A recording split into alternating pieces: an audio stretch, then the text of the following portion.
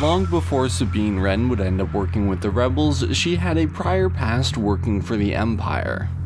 Sabine was a cadet at the Imperial Academy of Mandalore, where she built weapons that she believed would be used for peace, but were instead used against her family and people.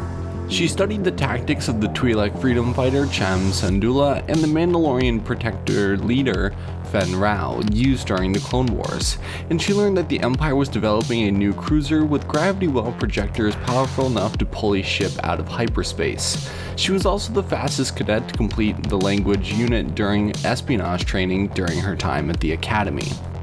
Knowing multiple languages and how the rebels would operate, she could be a deadly asset for the Empire. Her most deadly asset was her intelligence, being the chief engineer on the arc pulse generator, nicknamed the Duchess, developed by Sabine. She developed it in the hopes it would bring peace, but instead her weapon was used to target Beskar alloy and Mandalorian armor, superheating it, resulting in the disintegration of individuals wearing it, and it could be modified to work on other armor as well. Mandalorian armor?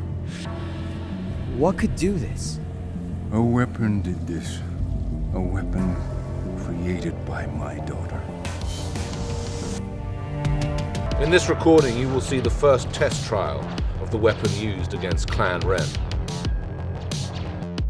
Once Sabine realized the Empire had tested the weapon on her own people and intended to continue using it, she sabotaged it and destroyed the plans, and defected from the Empire, eventually joining the rebels. Wrecked with this guilt, Sabine left Mandalore and was branded a traitor by the Empire and her mother. Her weapon was used against her own people, and it would have been impossible to build it without her. You cannot make it work properly because you do not truly understand it. You need the weapon's creator. You need Sabine Wren. The Empire tricked her and lied about its intentions. This weapon could be used against any Mandalorian who ended up disagreeing with the Empire. It allowed them to control the Mandalorians through fear and literally disintegrate any forms of rebellion. It turns an armor, legendary for its strength, into a crippling weakness, and it strikes at the very heart of your people's tradition. You said the Emperor wanted this uprising dealt with quickly. This will end it.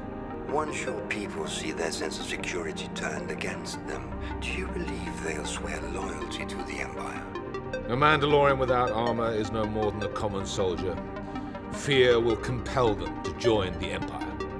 Even though she defected from the Empire and would join the rebellion with popular rebellion fighters and Jedi, she would constantly vandalize Imperial propaganda with her Starbird symbol as her trademark, but many couldn't get over the fact that she contributed to the death of many of her own people, and would later wield the Darksaber in an attempt to unite Mandalore against the Empire. And many saw this as continued betrayal, as the current Mandalore regime sided with the Empire. You could say Sabine tried to right her wrongs by joining the rebellion, but the damage was done. Sabine to many betrayed her own people by building the arc generator and contributing to many other Empire weapon advancements. The Empire used Sabine to build weapons they could only dream of, but was Sabine a traitor to the Empire or her own people? Not the Empire.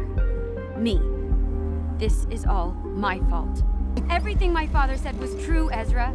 This is my work. I created the weapon that did this, and because of me, the Empire is going to turn my world into a graveyard.